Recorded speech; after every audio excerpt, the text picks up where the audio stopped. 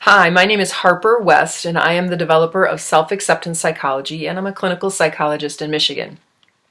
I recently heard a radio segment on National Public Radio that exposed the complete fallacy that is the current diagnostic system encased in the DSM-5, or the Diagnostic and Statistical Manual of Mental Disorders. Big name. The radio show was really a classic case of what is wrong with psychiatry today. The segment told the story of Jared Dillian, who was this fast-rising trader on Wall Street, and he was living the life, but it was extremely high-stress life. He was making 10,000 trades a day. He was winning and losing $500,000 at a time. He told a story of making a trade with all 150 people on the trading floor watching him and waiting for the result. So you can clearly see that this job was very high pressure. And the words he used were very telling. To me, they figuratively evoke the fight or flight nature of his daily existence at work. He used phrases like, every day I was like going to war, going into battle, in the middle of a crossfire. I've gotten my head caved in so many times over the years. As a result, he behaved in ways that could be described as the fight response. He was combative. He was furious. He lost his temper all the time, screamed, pounded desks, broke phones, broke computers. He got flipped out easily.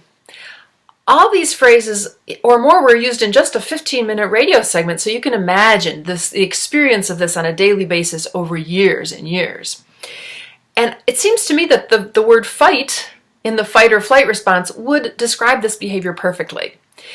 At night, he would go home, as you could expect, and just crashed out. He watched TV, he drank alcohol, and he tried to shut off all this stress.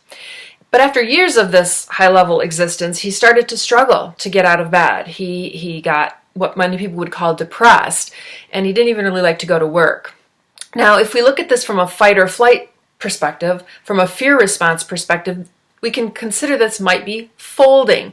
Folding is a response to extreme levels of stress that continue chronically, and the person just eventually gives up. It's too much. So then, Jared, after a few years, started to worry. He was investigated by the FBI for a very small trade. He got paranoid after that. He was living in fear and terror all the time, was how he described it. He thought people were watching him. He lost 40 pounds. He started behaving very irrationally and erratically. Again, paranoia can be seen as a normal response to fear, excessive, prolonged fear. If you're living in a forest with bears, I like to describe this, it makes sense to be on the lookout for bears. Makes sense. But this survival reaction, while it's smart in some small doses, it becomes overused and becomes paranoia. What we can also call hyper-vigilance, or being on alert to threats that maybe do not exist. Then, one day, Jared also became paralyzed by fear. He couldn't make any trades. He just froze at his desk. He couldn't move. Well, the freeze response is also part of the fight or flight system.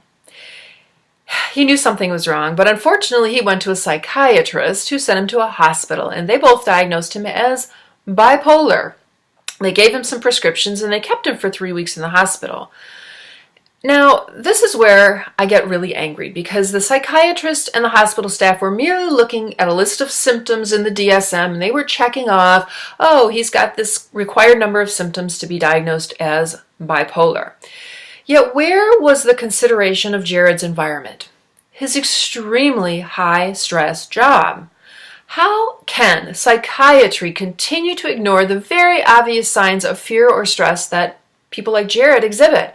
And why are medications the go-to solution for what is merely a normal emotional reaction to fear? In essence, why is fear labeled a mental illness? And that's all that bipolar is. It's just fear. Jared's behavior was not some pre-existing disease or neurochemical imbalance or genetic defect in his brain or something that just showed up out of the blue. There was a real clear causation in his job stress.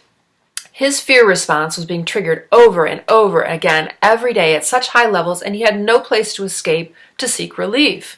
So he reacted as could be expected, with impulsivity and anger and violent acting out, and then folding and freezing and paranoia. all normal, expectable reactions. These are not diseases or mental disorders. As evidence of this, you can see that Jared, when he went into the hospital, he describes he slept for 24 hours. He was exhausted from living in this fearful state all the time. He credited the medications with helping him, but I have to believe that 3 weeks in the hospital without working in that high-stress environment was probably the best treatment he ever had. The DSM assumes that these normal human emotions, thoughts, and behaviors are influenced by some sort of imagined diseases of the brain.